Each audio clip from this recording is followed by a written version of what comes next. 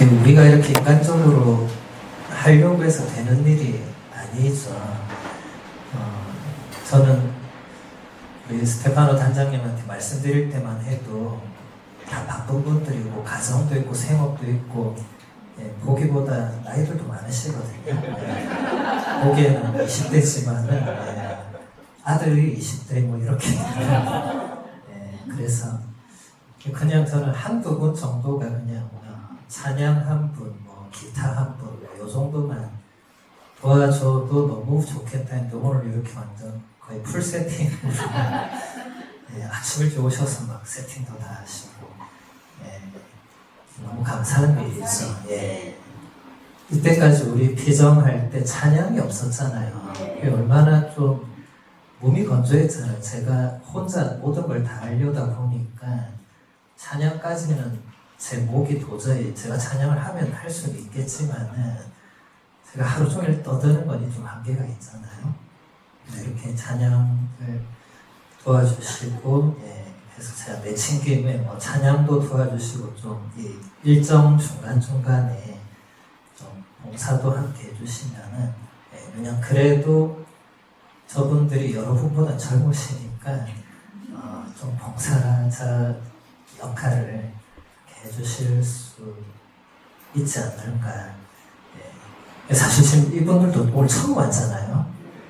기정은 여러분보다 더 지금 뭐 모르실 수 있잖아요. 저하고 기정을 한 번도 안 해보셨기 때문에 그래서 지금 표정 보면 여러분이 더 편안하고 저분들 긴장이 이렇게 잔뜩 되어 있는데 이게 차츰차츰 또 변화가 있으리라 생각하고 또 이게 앞으로는 저분들이 중심이 되는 피정이 되어야 맞는 것 같아요. 제가 볼 때. 그래야 더 많은 사람들을 또 초대할 수도 있고 제가 이 피정을 제 이름을 걸면은 안 되거든요.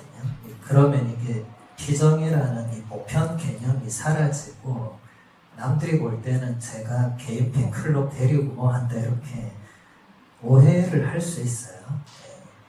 그래서 제가 공식적으로 한 번도 홍보를 하지 않은 이유도 그런 거에 있는데 가톨리카는 공식적인 우리 생활성가 찬양 팀이기 때문에 우리 가톨리카와 함께하는 피정은 이게 아무도 오해를 하지 않겠죠. 그렇죠? 가톨리카는 팬이 많으면 좋은 거잖아요. 그래서 아까 단장님이 우리 센터에서 공연도 하신다는데 다른 활동들도 많이 하시고 또 유튜브에서도 많이 하시니까 또 많이 응원해 주시면 좋겠습니다. 오늘 이렇게 처음으로 강의실 옮기니까 또 기분이 많이 다르시죠? 훨씬 좋죠, 그죠? 우리가 이제 인원이 늘다 보니까 저는 사실 밑에 강의실이 좋았거든요. 저는 이렇게 오붓한 걸 좋아하는 것 같아요. 여기는 이제 훨씬 넓어져서 또 좋은 게 있는데 제가 이렇게 여기 딱 앉는 순간에 데자뷰라는 말 아시죠? 불어로 데자하면 이미, 뷰하면 본 것이죠, 그렇죠? 그러니까 이미 뭔가를 보았던 그런 느낌이 딱 드는 거예요. 밑에 있을 때는 안 들었는데 이게 무슨 느낌일까 하고 가만 생각해 보니까 16년 전에 제가 이 자리에 딱 이렇게 앉았던 거예요. 그게 딱 떠오르는 거예요. 16년 전에 제가 로마도 가기 전에 용호성당 보좌 신부할 때 그때는 뭐 30대 초반이니까 뭐 날아다닐 때였죠. 그래서 날아다니면서 여기 온 거예요. 여기 왔을 때 이렇게 제 눈앞에 청년들 한 40명 정도 있었고 또 청년 찬양팀이 여기 이렇게 또 한 요 정도 인원이 그러니까 매우 비슷하잖아요. 세월만 흘렀고 지금 공간이 똑같거든요. 이 공간이 안 바뀌었어요. 그때 이후로 하나도 안 바뀌었어요. 그때 제가 그 3지구 지금은 지구 개편이 돼서 거기가 몇 지구인지 제가 모르겠는데 그때는 용호성당과 그 주변이 3지구였어요. 3지구. 그래서 3지구 청년 연합 피정을 여기서 해서 제가 와서 1박 2일 피정을 한 거죠. 그때는 제가 로마 가기도 전인데 어떻게 그런 거를 막 했는지 하여튼 그 젊을 때는 그 젊음이 힘인 것 같아요. 네.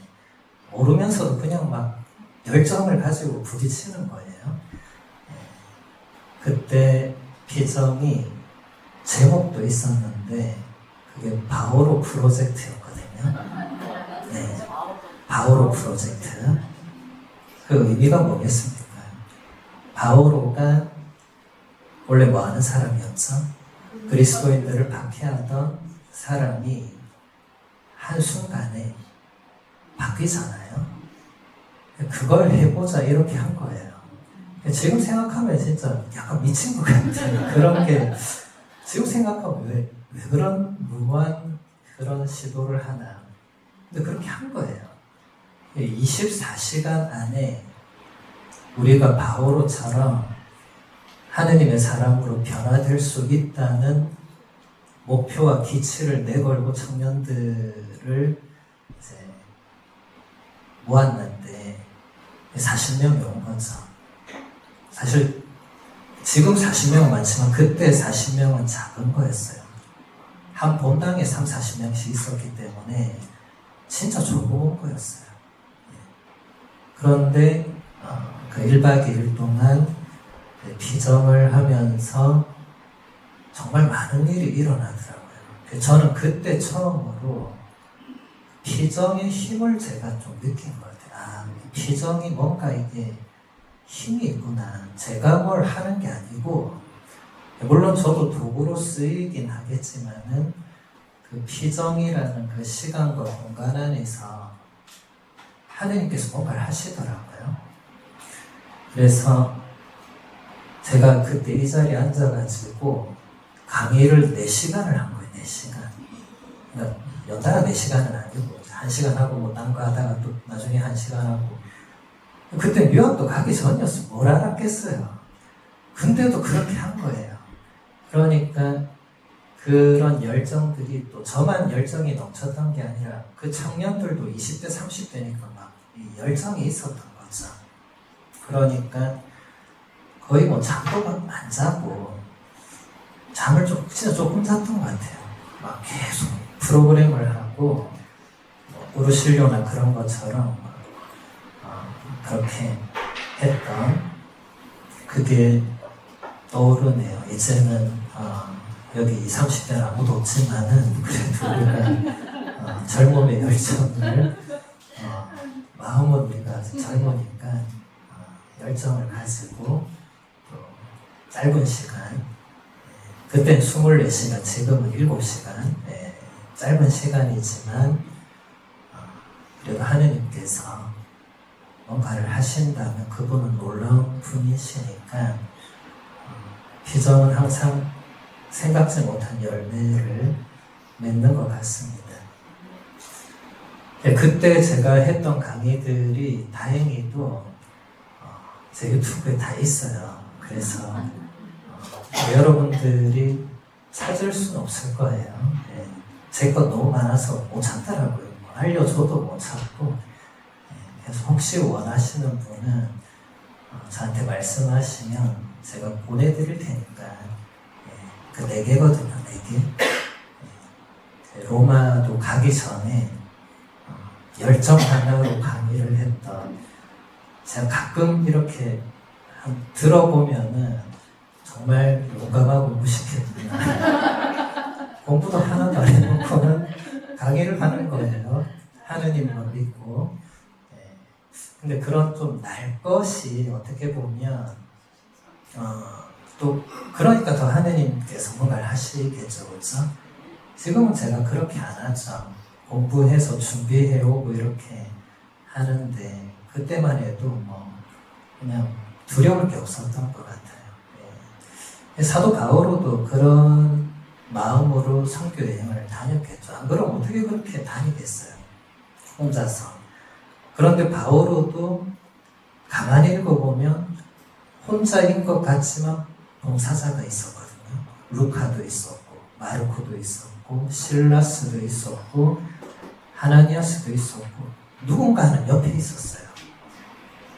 그래서 오늘 이렇게 우리 가톨릭한 우리 분들이 진짜 처음으로 제가 이 비전을 시작하고 항상 혼자서 이리 뛰고 저리 뛰고 막 했는데 제가 지난달에 딱 이게 이제 더 이상 혼자 하기에는 인원이 이제 감당이 안 된다 이런 느낌이 딱 오더라고요. 20명이 넘어가니까 제가 혼자 하기는 좀 벅차더라고요. 이게 그 전까지는 뭐 5명 오고 막 이랬기 때문에 우리끼리 비전하면 되는데 지금 20명이 넘잖아요. 그러니까 이게 제가 이렇게 다 할 수가 없는 거죠.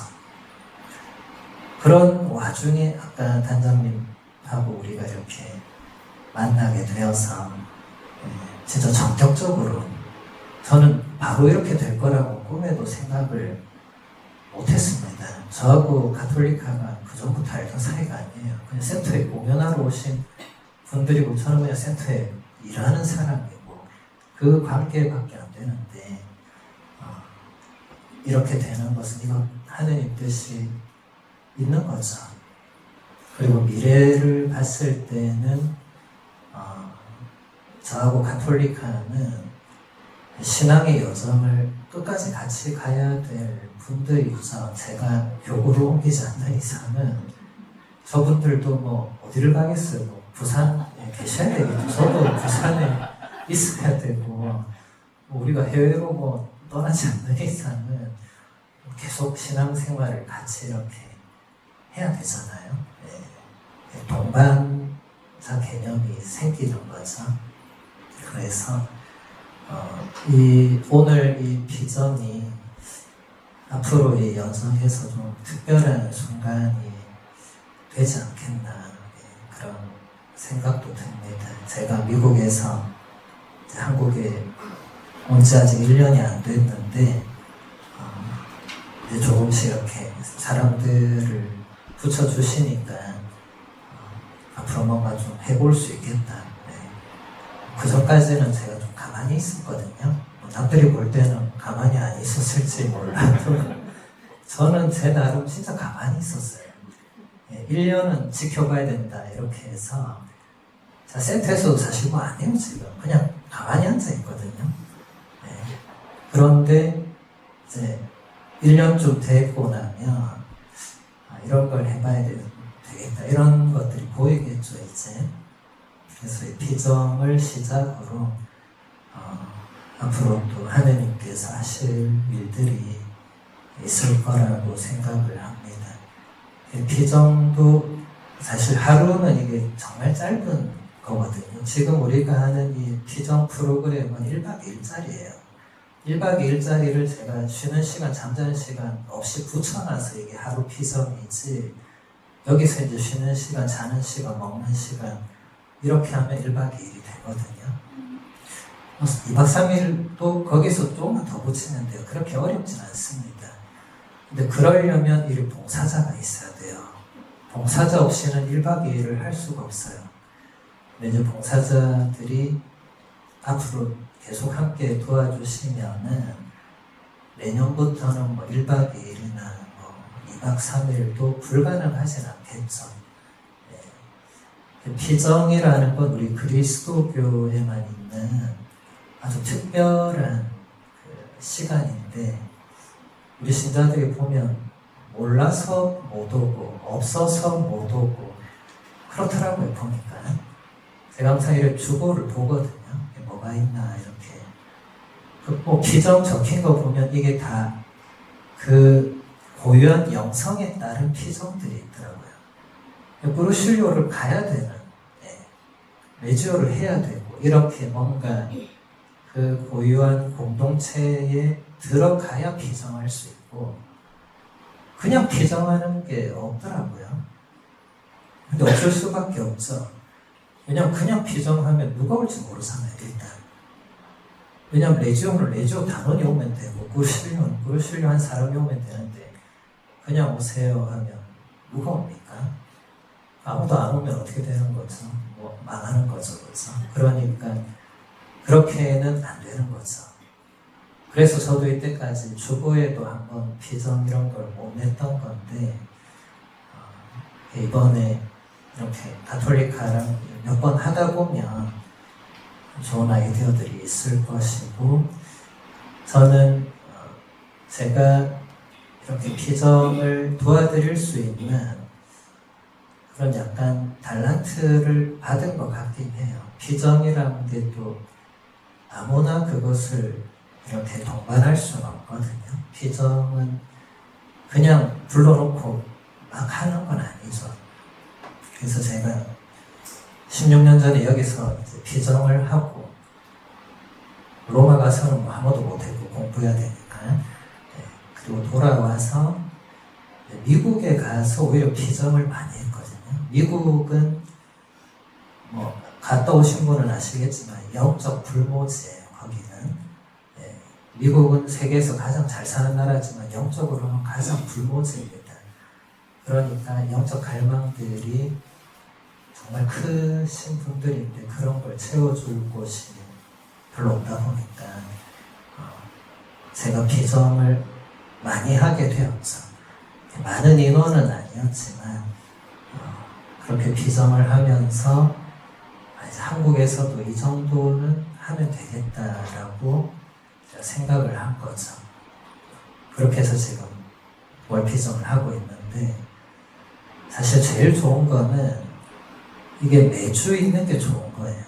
그러면은 여러분을 하고 났으니까 빠져도 다른 분들이 또 월피정으로 올 수 있잖아요. 저는 그런 것도 생각은 하고 있습니다. 가능하면 좀 토요일은 어쨌든 주말이니까 비정을 원하는 분들이 누구나 하루 정도 이렇게 비정을 하고 영적 충전이죠. 그래서 다시 채우고 또 나가고 이렇게 사실 제공만 되면은 우리 교구에 신자가 많잖아요. 아무리 줄어들고 있다 해도 부산교구 신자가 아직 많습니다. 얼마든지 비전을 오실 수 있죠. 이런 것을 제가 계획을 하더라도 이루어지는 것은 주님의 뜻이 이루어져야 되니까 앞으로 지켜보도록 하겠습니다. 오늘은 제가 항상 두 가지 주제를 준비해 오는데 오늘 첫 시간은 베네딕토 교황님의 나자렛 예수 얘기하자마자 표정이 굳어지는 분들이 벌써 몇 분이 계시네요. 베네딕토 교황님은 이런 분입니다. 이름을 딱 말하는 순간 사람들이 그렇게 썩 좋아하는 느낌이에요. 프란치스코 교황님 딱 얘기하면 사람들이 눈이 반짝거리거든요. 근데 요한 바로 2세도 요한 바로 2세 말만 하는 사람들이 눈이 반짝했어요. 근데 베네딕토 교황님이라는 사람들이 그분을 왜 굳이 이렇게 얘기하시는 느낌이. 나자렛 예수 책을 읽어보신 분도 있고 안 읽어보신 분도 있겠지만 베네딕토 교황님 하면 딱 드는 이제 느낌이 독일 분의 차갑고 어렵고 막 그런 느낌들 이해합니다. 충분히. 제가 로마 유학 처음 갔을 때 베네딕토 교황님 계셨어요. 그래서 제가 이제 그분 말씀을 들으러 갔다가 좌절하고 돌아온 기억이 있습니다. 물론 제가 이태리어를 못하는 이유도 있었고 그분도 이태리어를 그렇게 유창하게 잘하시는 건 아니었고 더 중요한 건 그분 말씀이 너무 어려우니까 알아들을 수가 없는 거예요. 옆 사람한테 물어도 그 사람도 모르더라고요. 나도 모르겠다고 그냥 앉아서 듣기는 듣고 있는데 너무 어려워서 모르겠다. 그 깊이가 너무 깊은 거죠. 그렇죠? 그런데 제가 어느 날부터 가만히 생각을 해보니까 깊이가 깊다고 해서 이렇게 거기에 들어가려는 노력을 안 하면은 우리가 도대체 언제 깊어지나 이 생각이 딱 드는 거예요. 예수님이 분명히 깊은 데로 가서 그물을 던지라고 했는데 우리는 맨날 얕은 데 가서 그물을 던지고 있는 게 아닌가. 뭔가 도전을 하고 이런 게 없는 거예요. 그냥 지레 겁먹고 안 들어가는 거죠. 그죠? 베네딕토 교황님은 제 평가가 반드시 이루어져야 될 분인데 이분이 안타까운 거는 앞뒤에 너무 탁월한 교황님이 앞뒤에 배치가 됐잖아요. 요한 바울 2세와 프란치스코 이 사이에 끼어 있잖아요. 이런 분들이 빛을 못 보는 거예요. 사실은 너무 이 유명한 분들 사이에 끼어서 이제 아예 사람들이 기억도 못하는 그런 분일 수 있는데 사실 그리스도교 역사 전체에서 지금 교황님이 267명이잖아요. 267명 중에 가장 깊은 신학자는 베네딕토 교황님이거든요. 그건 아무도 부정할 수가 없어요. 그분보다 뛰어난 신학자 교황이 없어요. 아마 앞으로도 없을 거예요. 제가 볼 때는. 그런 분이 교황이 되기가 어렵죠. 그러니까 그것만으로도 제 평가가 돼야 되는데 그분이 남기신 마지막 작품이 나자렛 예수거든요. 그러니까 그분이 교황으로서 공식 문헌을 발표한 건 많은데 교황으로서 그냥 일반적인 책을 쓴 건 나자렛 예수가 마지막이고 사실 교황 돼서 이런 책을 쓰는 건 불가능합니다. 여러분 교황님이 얼마나 바쁘겠어요. 우리 바쁜 거 100배 해도 안 될 거예요. 근데 책을 쓰신 거예요. 저는 참 저분이 대단하다고 느낀 게 이분이 교수하다가 주교가 됐잖아요. 그럼 주교 되고 나서부터 사실 공부할 시간 없어요. 근데 이분이 주교 되고 나서 신학교리성 장관으로 바티칸에 가서 거의 평생을 요한 바울 2세 교황님 모시고 살다가 거기서 은퇴를 하시려고 했는데 교황이 된 거잖아요. 프란치스코 교황님도 은퇴하려고 찾아갔다 교황된 거잖아요. 이런 게 하느님 뜻이 다 이루어지는 건데 저는 베네딕토 교황님의 그 위대함 중에 하나는 이분이 주교든 추기경이든 교황이든 본인은 계속 연구와 묵상을 한 거예요. 그 없는 시간에. 그런 거는 아무도 조명을 하지 않습니다. 그냥 그러려니 이렇게 사람들은 생각하는 거예요. 근데 그건 그러려니 할 일이 아닙니다. 정말 특별한 거예요. 그래서 제가 나자렛 예수를 이렇게 읽고 이걸 강의 자료로 이렇게 만들면서 베네딕토 교황님이 이 마지막 책에 모든 걸 쏟아부으셨구나.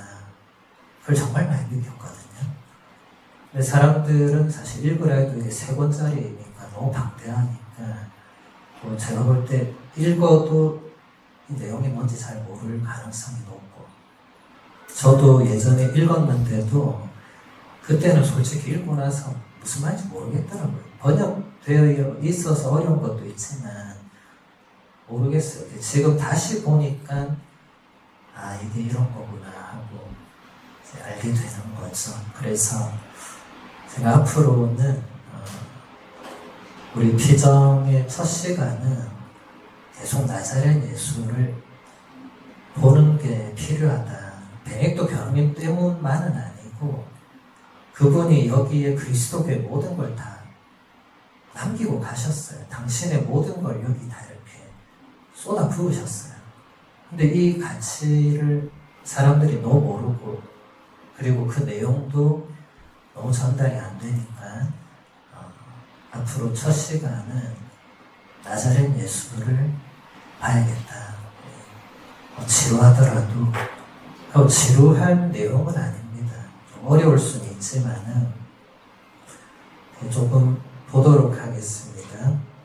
교황님 오늘 제가 준비한 거는 그 나자렛 예수 유년기, 나자렛 예수는 유년기 1, 2 이렇게 되어 있거든요. 이 유년기를 사실 교황님이 제일 마지막에 썼어요. 그때 상황상 쓸 수 있을지 없을지 모르는 교황님 때문에 너무 바쁘니까 선물처럼 주어진 책이 유년기입니다. 1, 2는 그 전에 작업을 하셨고 유년기는 되면 하고 안 되면 못한다 이렇게 하셨는데 끄트머리에 이게 나온 거죠. 축복받은 책입니다. 같이 보도록 할게요. 복음서 이야기들에는 한 분이신 하느님의 유일성 그리고 하느님과 피조물 사이에 무한한 차이가 완전하게 보존되어 있습니다. 어떠한 혼동도 없고 하느님과 인간이 혼합된 인물도 없습니다. 하느님의 창조적인 말씀은 혼자서 새로운 무엇인가를 행하십니다. 마리아에게서 나신 예수님은 451년 칼케돈 공의회의 신앙 고백이 분명하게 정의하는 것처럼 두 개의 본성이 뒤섞이고 나누어짐 없이 완전히 인간이시고 완전히 하느님이십니다. 이게 그리스도론의 핵심입니다. 우리가 그리스도에 대해서 말할 때 이렇게 말하면 됩니다. 여기서 한 글자나 한 단어만 바뀌어도 이단이 됩니다. 좀 무섭죠, 그렇죠? 네. 그래서 제가 이제 온라인 중강의 할 때 다음 학기에 이제 칼케돈 공의회도 볼 건데 그리스도론이라는 말이 사실 그 초세기 12사도 이후부터 그 교부들 시대는 그냥 그리스도론으로 몇백 년을 싸웠던, 그러니까 예수가 누구냐, 인간이냐 아니냐, 신이냐 아니냐, 그럼 신이면 또 어떤 신이냐, 인간이면 어떤 인간이냐, 이거 논의하는데 몇백 년이 날아갔어요. 날아갔다고 표현하면 좀 그렇고 그 정도로 치열하게 예수는 누구인가를 고민한 거죠, 사람들이. 근데 우리는 다행히 정리가 이렇게 잘 된 상태이기 때문에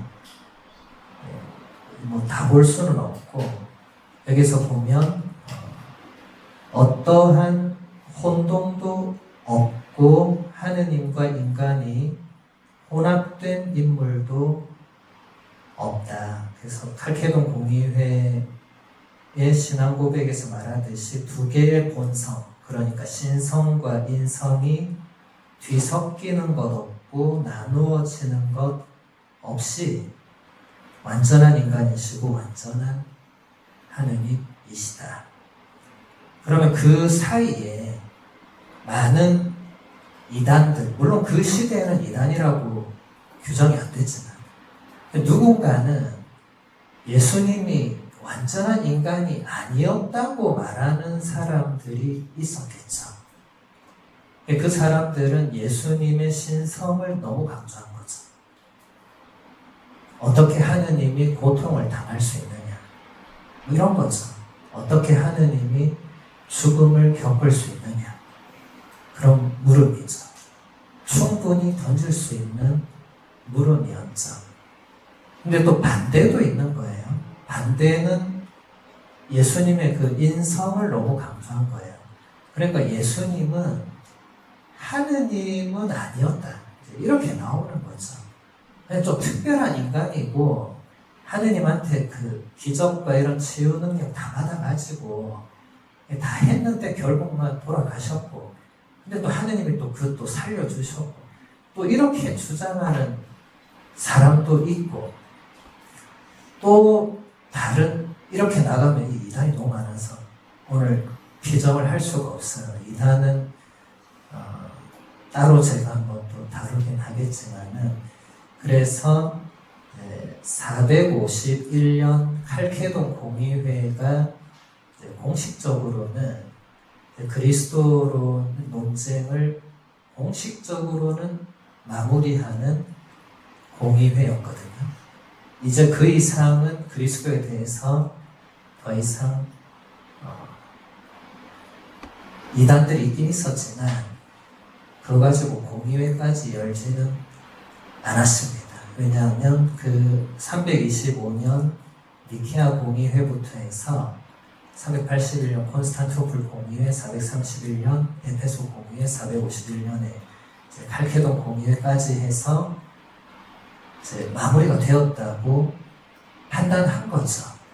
그 뒤로도 또 사소한 이단들이 없지는 않았어요.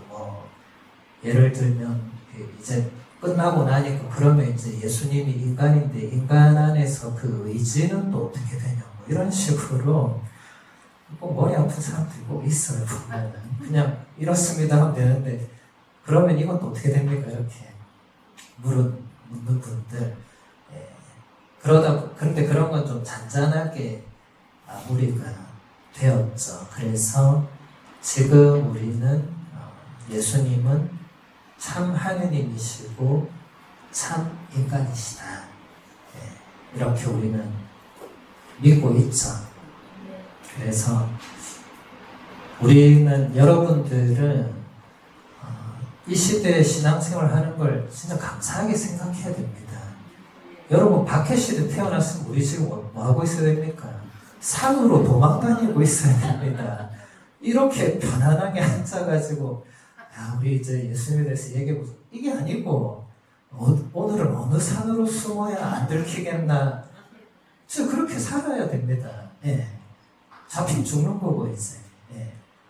그렇잖아요. 그렇죠? 그리고 박해가 끝났더라도 제가 지금 말씀드리는 이런 시대에 살았으면 만날 때마다 이제 예수 그리스도는 누구이신가로 맨날 싸워야 되는 거예요. 어떤 사람은 뭐 인간이다, 어떤 사람은 아니다. 만나면 싸우는 거예요. 얼마나 피곤합니까? 이게 결정이 안 돼 있다는 그 뭔가는 불확실하다는 것은 사람을 힘들게 하거든요. 그러니까 그렇게 초세기에 그렇게 많이 논쟁이 일어났던 것 같아요. 뭔가 정리가 필요하니까. 그래서 지금은 너무나 다행히도 감사하게도 이렇게 더운 날 에어컨 틀고 산으로 도망가지도 않고 예수님에 대해서 신앙에 대해서 얘기할 수 있는 정말 참 특별한 시대입니다. 그 다음 본문 한번 볼게요. 마테오와 루카복음서에서는 우주의 변화를 전혀 찾을 수 없고 하느님과 인간의 육체적 결합도 찾아볼 수 없습니다. 여기에는 매우 겸손한 이야기, 그래서 더욱 놀라운 위대한 이야기가 서술되었습니다. 그것은 바로 하느님께 문을 열어드린 마리아의 순명 이야기입니다. 하느님의 말씀, 하느님의 영이 마리아 안에 아들을 창조하셨습니다. 마리아의 순명의 문을 통해서 그분을 창조하신 것입니다. 그러므로 예수님은 하느님의 뜻에 온전하게 내맡긴 마리아에게서 태어난 새로운 아담, 완전히 새로운 시작입니다. 이와 같은 방식으로 새 창조가 이루어졌는데 이는 인간 마리아의 자유로운 예에서 비롯되었습니다. 교황님은 그리스도론 역사를 간단하게 정리하시면서 복음서에는 그럼 원래 뭐가 핵심이었냐를 얘기하시는데 복음서는 교부들 시대에 이렇게 막 장황한 그리스도론이 단 한 줄도 없었어요. 그 단 한 줄 하면 이제 요한복음 1장 1절과 요한복음 1장 14절 그 두 줄이 다죠. 그죠? 한 처음에 말씀이 되셨다. 그리고 말씀이 사람이 되시어 우리 가운데 사셨다.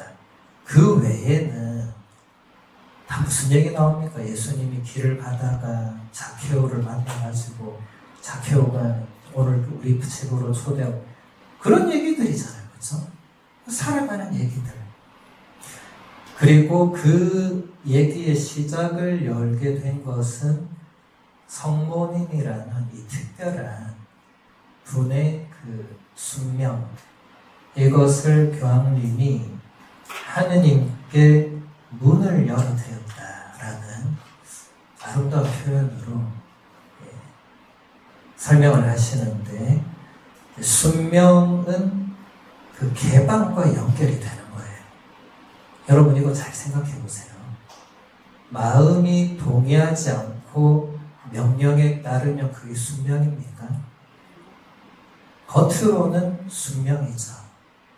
그런데 마음으로는 아니죠. 왜 그렇습니까? 내가 마음으로는 동의하지 않거나 따르지 않으면서 몸만 지금 따라가는. 여러분 이건 굉장히 중요한 거거든요. 저는 이런 데서 베네딕토 교황님의 탁월함이 드러난다고 생각해요. 순명의 핵심을 짚고 계신 거예요.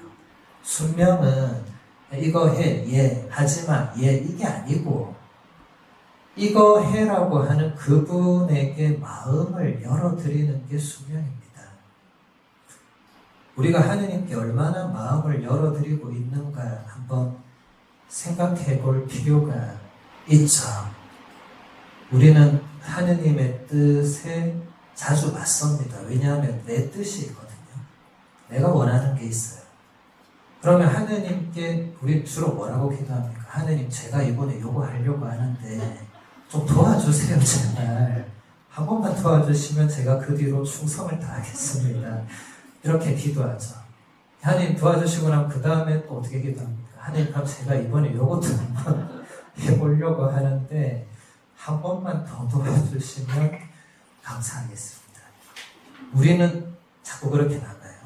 근데 성모님은 한 번도 그런 기도를 한 적이 없습니다.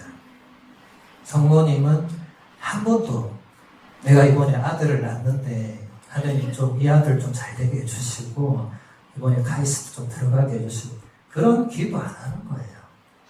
그거는 순명과 하느님께 문을 열어드리는 것과 아무 상관없죠.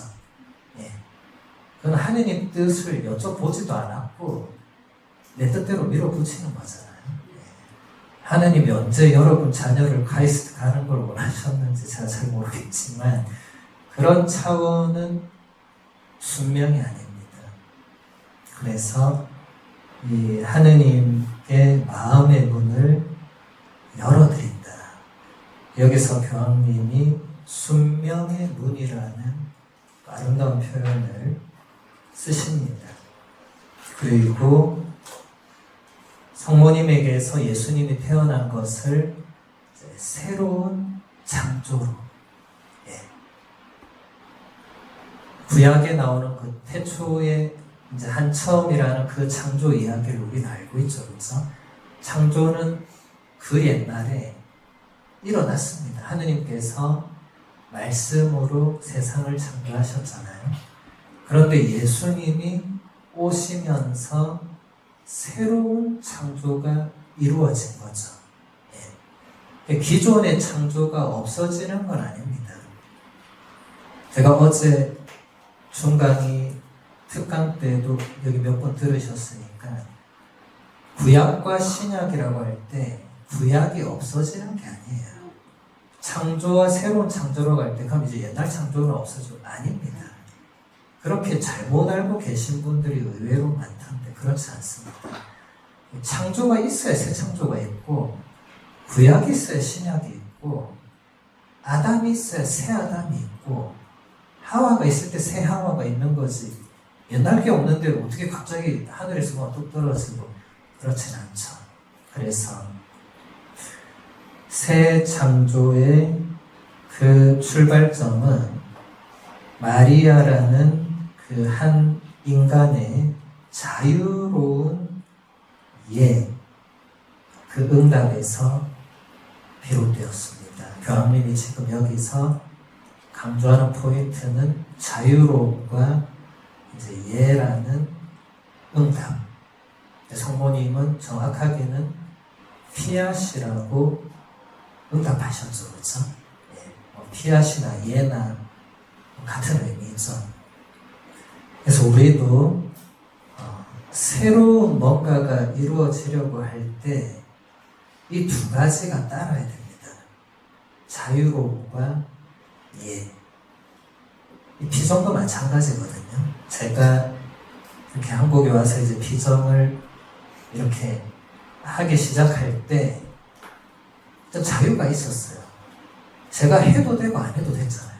아무도 저한테 당신부 이제부터 여기서 비정해라. 그래서 제가 겉으로 얘하고 속으로 왜 나를 시키고 그러지? 딴 신부들 많은데 뭐 이렇게 안 했겠어요? 아무도 저한테 하라 마라 안 한 상태에서 전적으로 제가 자유로운 상태에서 하나님께 여쭤본 거죠. 하나님 이걸 하는 게 당신의 뜻입니까? 아닙니까? 제가 해도 될까요? 안 될까요? 그리고 제가 했을 때 이게 망할까요? 안 망할까요? 이런 것을 그분과 여쭤보면서 교감을 나누면서 시작한 거죠. 지금 여기 앉아 계신 몇 분은 이제 시작부터 지금까지 계속 오신 분들은 이제 그 여정 안에서 하나님께서 어떤 일들을 하셨는지 조금씩 느끼실 건데 제가 뭘 이렇게 해서 비전이 이루어질 수가 없습니다. 저는 그런 능력자가 아니에요. 저는 아는 사람도 거의 없습니다. 여기 앉아 계신 분들이 저하고 예전부터 알았던 분이 거의 없어요. 진짜 극소수고 나머지는 그냥 와서 그냥 어디선가 이렇게 만나게 돼가지고 이렇게 된 거죠. 그리고 예라는 거, 피앗이라는 응답. 이것도 중요하죠. 하느님께서 이것을 하라고 하면 예하고 하는 거죠. 저라고 해서 이 휴일에 이렇게 와서 하는 게 쉬운 일이겠습니까? 저야말로 집에서 얼마나 쉬고 싶겠어요. 어제도 일하고 맨날 일하고 한국 같은 휴일에 피정을 가야 되는구나. 이게 인간적으로는 그 예라는 말이 쉽게 안 나옵니다. 그냥 다음 달부터 하지 말까 그냥 이런 생각도 인간적으로 드는 거예요. 아니 그렇잖아요. 이 비정한다고 누가 저한테 뭐 떡을 줍니까? 칭찬을 합니까? 뭐가 있습니까? 아무것도 없습니다. 그냥 지나면 끝이잖아요. 그죠? 그 인간적으로 보면 그런 거죠. 그런데 그 비정의 열매를 볼 때는 인간적인 그 뭔가를 희생할 가치가 있는 거죠. 근데 그런 건 눈에 보이게 드러나지 않습니다. 사실 잘 몰라요. 왜냐하면 피정 끝나고 아무도 저한테 뭐 특별한 피드백을 주지 않습니다. 그래서 잘 된 건지 안 된 건지 저는 알 길이 없어요. 알 길이 없는데 다음 달에 또 모집을 해보면 또 그만큼 오니까 저분들은 뭔가를 느꼈나 보다. 그렇게 가는 거죠. 그래서 인원의 많고 적음은 중요한 게 아니고 그 시간과 공간과 그 만남과 모임을 통해서 하느님께서 무엇을 하고자 하시는지 또 그 열매가 무엇인지 이런 것을 보는 게 중요하죠. 그리고 최대한 인간적인 것들을 거기서 뺄 수 있도록 하는 것도 중요합니다. 여러분도 앞으로 여기 다 신앙인들이시니까 여러분들이 앞으로 뭔가를 하실 때도 이런 요소들을 염두에 두고 이 자유로움과 예라는 응답 이것이 지금 작용되고 있는가를 생각하면서 이 둘 중에 하나가 작동이 안 되고 이 둘 중에 하나가 없다면 힘들 거예요. 억지로 온 사람은 힘들 겁니다. 저는 그래서 제 비정에 억지로 오는 걸 원하지 않습니다. 저는 억지로 오라고 한 적도 없지만 저는 본당에 있을 때도 예비자 교리하면은 여기 수산나 씨가 잘 알겠지만 항상 마지막에 예비자들한테 다음 주에 안 오셔도 됩니다. 꼭 그랬거든요. 그러면 수산나 씨 같은 봉사자들이 막 레이저를 쏴요. 저 어떻게 데리고 온 사람들을 저렇게 한 문장으로 다음 주에 안 와도 된다니. 근데 맞잖아요. 다음 주에 꼭 오라 하면 이거 억지로 오는 느낌이 들고 내가 갈까 말까 생각할 자유를 줘야 될 거 아닙니까? 그래서 근데 그렇게 해서 세례받은 분들은 적어도 바로 냉담은 안 하더라고요. 왜냐하면 벌써 걸러지는 것도 다음 주에 안 와도 된다 할 때 한 번 걸러지고 전 세례받기 전날에 다시 얘기하거든요. 내일 안 오셔도 됩니다. 그때 또 걸러지고 그런 식으로 해서 이제 최종적으로 남은 분들은 그래도 아직까지 신앙생활을 영위하는 그런 분들이 계시더라고요. 물론 뭐 보시고 계신 분들도 있지만 그래서 이 두 가지 요소는 정말 중요하니까 앞으로 여러분들이 뭔가를 하실 때 혹은 어디 가실 때 둘 중에 하나가 걸리면은 잘 생각해 보시고 안 가거나 안 하셔도 괜찮습니다. 그게 억지로 하는 것은 결국 나중에 뭔가 탈이 나더라고요. 이게 뭔가 문제가 생겨요. 억지로 했을 때 그게 겉으로 바로 안 드러나도 언젠가는 그 억지로 했던 결과물이 있기 때문에 좋지 않아요. 자유로움은 정말 중요한 겁니다. 그 다음 하나만 더 보겠습니다. 동정녀의 출산과 예수님의 무덤에서의 실제적인 부활은 신앙의 시금석입니다. 만일 하느님께서 물질을 다스리는 권능을 지니지 않으셨다면 그분은 하느님이 아닙니다. 하느님은 이 권능을 지니고 계시고 예수 그리스도의 잉태와 부활로 새 창조를 시작하셨습니다. 그래서 창조주이신 그분은 우리의 구세주이시기도 합니다. 이런 이유로 동정 마리아에게 일어난 예수님의 잉태와 탄생은 우리 신앙의 근본 요소이고 희망의 빛나는 신호입니다. 창세기 1장 1절 보면 처음에 하느님께서 하늘과 땅을 창조하셨다라고 되어 있죠. 그렇죠? 이때 하늘과 땅은 우리 눈에 보이는 저 하늘과 이 땅이 아닙니다. 그런 차원이 아니에요. 땅은 물질적인 요소 전체를 의미합니다. 하늘은 물질적인 것 이외의 모든 요소, 정신적 요소, 영적인 요소, 다른 표현 모든 걸 쓸 수 있겠죠. 그러니까 하느님은 물질 세계도 창조하신 분이에요. 초반에 이단들이 물질을 악한 것으로 규정했던 이단들이 있었어요. 그런데 한번 그렇게 규정을 하니까 연쇄적으로 오류가 계속 발생해요. 왜냐하면 예수님이 육체를 지니고 태어나셨는데 이게 악한 것이 되어버리니까 어쨌든 물질성이죠. 이게 죽으면 이 나라가 없잖아요. 태우면 흙이 되고 재가 되고. 그러니까 사람들이 그쪽으로 빠진 사람들은 예수님은 진짜 육체를 입지 않았다고 가는 거예요. 이제 오류가 오류를 낳아요. 그러면 예수님이 십자가 위에서 고통받고 십자가 달리기 전에 또 채찍으로 맞고 고통받은 거는 뭐가 되냐고 물으니까 그거는 그냥 잠깐 쇼한 거다. 그럴 수 있지 않겠어요? 안 아픈데 아픈 척하고 그냥 죽음도 그분한테는 의미가 없는데 그냥 죽은 척하고 그런 거다. 점점 그렇게 신화적인 요소로 넘어가는 거죠. 그러면 이제 예수님이 우리를 위해서 순환 당하시고 고통 당하시고 죽으시고 묻히신 것은 전부 다 신앙 고백문에 없는 거죠. 그러면 그분은 우리의 구세주가 될 수가 없습니다. 그러면 육신의 부활도 우리는 희망할 수 없습니다. 이단이 이렇게 무서운 거예요. 한번 그쪽으로 가면 돌아오기가 어렵습니다. 예.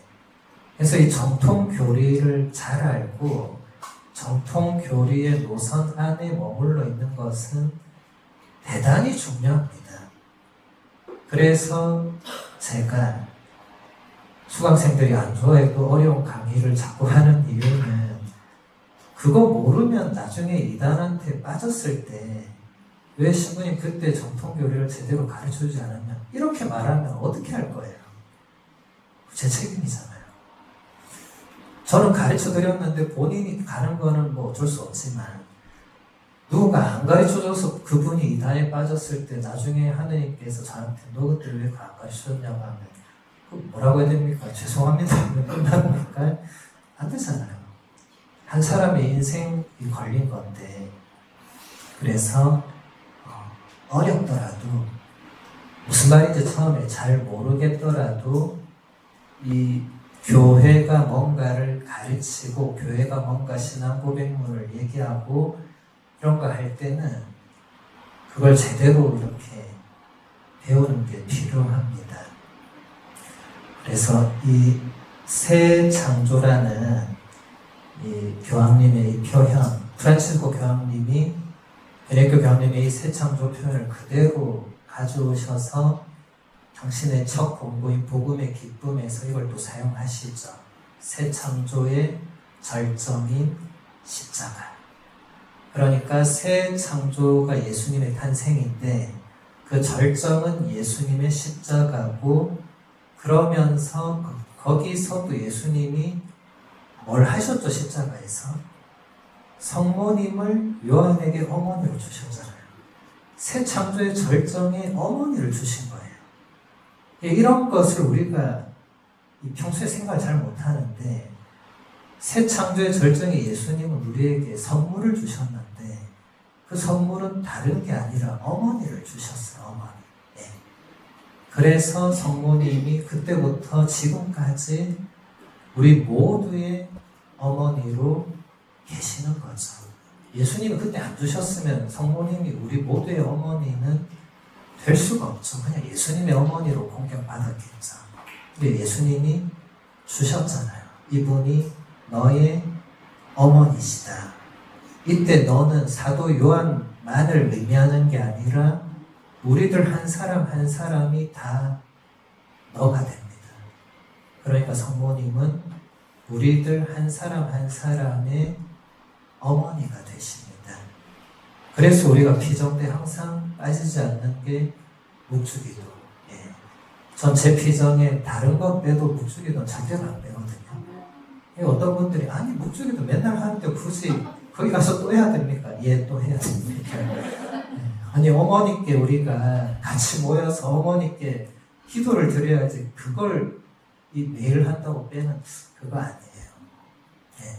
묵주기도 중요성은 제가 다음에도 뭐 얘기할 기회가 있겠지만은 아무튼 보니까 시간이 다 됐네요. 우리 마침 기도로 우리 성가 같이 마무리하겠습니다. 몇 번이